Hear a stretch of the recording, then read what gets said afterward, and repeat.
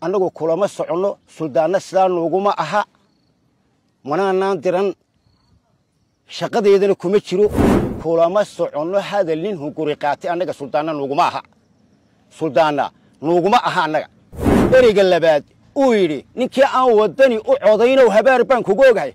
anaanu codaynahayn habaarka aad sheegayso aniga igu soo wada haddii habar jecel la waayo dhinac bay maqan haddii arab la waayna dhinac bay maqan haddii awal la waayna dhinac bay maqan ayuub haddii la waayo dhinac bay maqan wadani waa xisbi garxajis weeyaan anna garxajis ah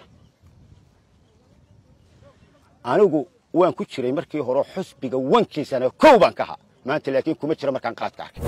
oo hadduu dhulbahanta maanta aniga ama daaroodna fii hayo maxaabiisteeda xidhxidhan buu soo dayn lahaa uu garxajisraanna fiigu hayo الحمد لله رب العالمين وصلى الله على سيدنا محمد وعلى آله وصحبه وسلم أما بعد مركو هوري وحن سلامة يا دمان أمة الصومالي لان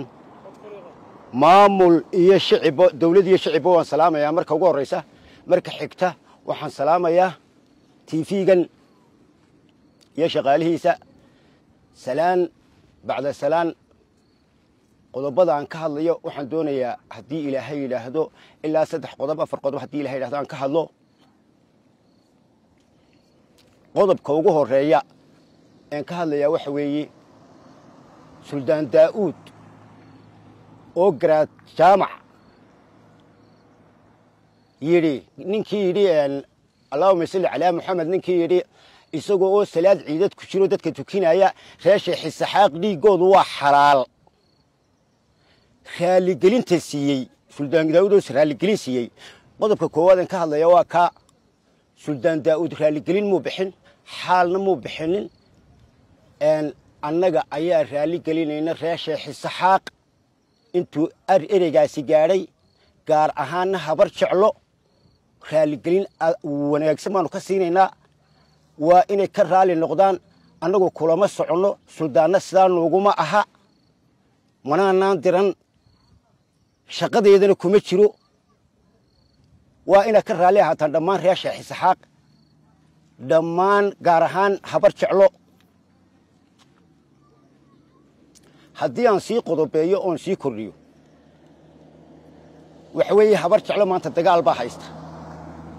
dagaalka haysta wuu ku kaliyeystay wuxuu ninka warankaygu dhuftay ninka igu dhaqdhaqaajiya baa xun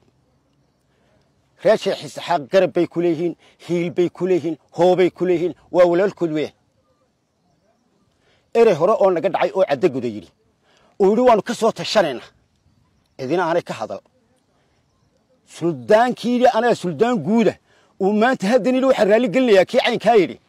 وروان يذكر رالي قلني سآذان وقارهان يذكر رالي قلني كان الرالي هذا وران كان نيكا كقول فتيا كقول نقاشيا بحن walaalaha ay ku dhaqaaqin mayno walaalaha ay hiil iyo hoob way nagu leey habar jecel waa walaalkay arab waa walaalkay saad muuse waa walaalkay tol jecel waa walaalkay ayuub waa walaalkay ciise muuse waa walaalkay cid loo jeedana waa reesha xisxaaq weeyaan markan la leeyahay Somaliland cid loo jeedaa waa reesha xisxaaq قرض كان دعي هرنا ودعي دبنا مركي كدبنا دعي إنه خالقين تكبحني كل ما سعنله وح كمر خاتية إن أنا كل سعنين أنا جو جيل يجي بان تاكلين مركي دبتو دعي أنا صبحنا حوج يجي بان صبحنا هدي أنا داود نهاي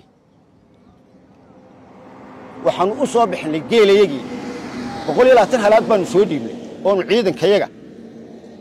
iyaalku dagaal ku socdo soo saarnay hantideedii baan u soo bixinay maalkayga baan u soo bixinay xoogayga baan u soo bixinay kulama socono hadal nin hunguri qaatay annaga suldaana nuguma aha annaga ereyga labaad uu yiri ninkii aan wadani u codayno habaar baan kugu ogahay anaanu codaynahayn habaarka aad sheegayso aniga igu soo wada aniga oo odi 7 jira oo nin ciidan gala oo nin inaadeerkaaya ayaanu codaynahayn aniga habaarkaasi igu soo wada aniga reesha xisxaaq way isku kay wada mid haddii habar jecel la waayo dhinac bay maqan haddii arab la waayna dhinac bay maqan haddii awal la waayna dhinac bay maqan ayuub haddii la waayo dhinac bay maqan tol jecle haddii la waayo dhinac bay maqan cidda loo jeedaana waa iyaga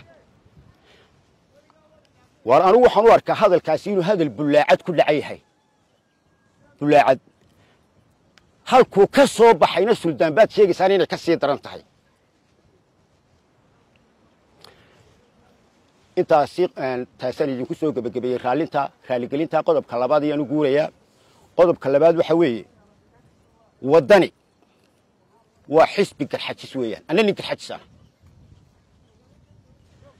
anigu waan ku jiray markii hore xisbiga wankiisana kow baan ka ahaa maanta laakiin kuma jira markaan qaladka arkay aniga iyo cidda aan arrinka iga qaadataa midkayna kuma jiro sababta aan uga baxayna dee anigu in dalka la gubo dadka la gubo ma doonayo dhib badan baa loo soo maray dhulkan rag iyo dumar badda dhibaato badan dhiig maanta meelaha qaarkood haddii la qodo dhiig baa laga gaadhi lahaa meelaha qaarkood hargeysa haddii la qodo dhiig baa laga gaadhi lahaa gebele haddii la qodona dhiig baa laga gaadhi lahaa burco haddii la qodo dhiig baa laga gaadhi lahaa berbere haddii la qodo dhiig baa laga gaadhi lahaa oo ka soo maaxan lahaa sida ay biyuhu soo maaxdaan maanta ninka yidhaahdo dad iyo dalba waan ku ciyaarayaa dee kuma raaxsani anigoo nin garxajisuu walaalka yahay kuma raaxsani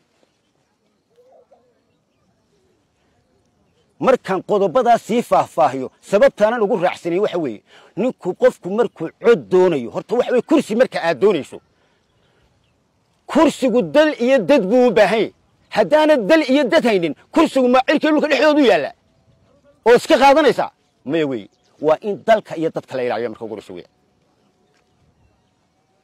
haddaan labadaa midna waxaan u arkaa markaa xusbigaa waddani inuu dhulka gubayo inuu dadkana gubayo dhulkana gubayo oonu doorasho u jeedin sababahan idinku caddaynayo waxaa ka mid a habar jeclo waa walaalkood habar yoonis ama garxajisba yani iska reebinba garxajis waxa weeye habar jeclo iyadaa ugu dhow hiil iyo hooba iyagoo inta kale waa walaalahood yihiin marka uu leeyahay cadda gudaan caynkan yidhi waan ka soo tashanaya isagoo guddida garxajis sheeganaya annagu kuwa doortay ma nihin guddida garxajis kuway ka mid yihiinna ma nihin noomana aha annaga laakiin waxa weeye kay iyagu doorteen waddani dooratay guddida garxajis ku sheegeen marka uu leeyahay waan ka soo tashanayaa walaalahayga la gowrgowracayo waxaan ka yeelayo dee codkii halkuu geeyey waa garanaysaan qodobada noocaasiya ayaa idiin caddaynaya inaanu doorasho u jeedin qodobkii tusaale aan kusii faahfaahinaya kaasuu iga dhigi waxaan ku noqonayaa dhammaan ummadda reer sheekh isxaaq waa laydinku soo duulay dalkana cadow baa ku soo duulay cadow weyn baa ku soo duulay dabadiyo gudahaba ah ayaa ku soo duulay waxaan u soo kiraystay qaar inaga mida waa reer sheekh isxaaq oo isku tashada oo isku tashada oo isku tashada oo isku tashada oo hadduu dhulbahanta maanta aniga ama daaroodna fii hayo maxaabiisteeda xidhxidhan buu soo dayn lahaa uu garxajishaan naf iigu hayo inaanu naf yahayn oon iidoorkuu sheegaya ka mid ahay saa ku cadda kii kastoona ila qaado waxaan intaa idinku daraya waan ubadkiinna la leeyahay jaamicadaha ka soo baxay waxbarashada ka soo baxay ee xusbi aan meelba gaadhin leeyahay waxaan samaynayaa anaa idin siinaya wasiir baan kaa dhigaya kaasaan maaliyaddaan kuu dhiibaya halkanaan kuu dhiibaya dekeddaan kuu dhiibaya isagoo waxba gacanta ku haynin waxa yeeshaan ubadkiinna mustaqbalka laga baabi'iyey kii gacanta ku hayay baan maanta waxba dhiibi karin kaan gacanta ku hayna waxba idiin dhiibi maayo beeyaanu idiin sheegin ubadkiinna qabsada oo umadkiinna si wanaagsan wax ugu sheega oo ubadkiinna dabka lagu ridaya ka soo reeba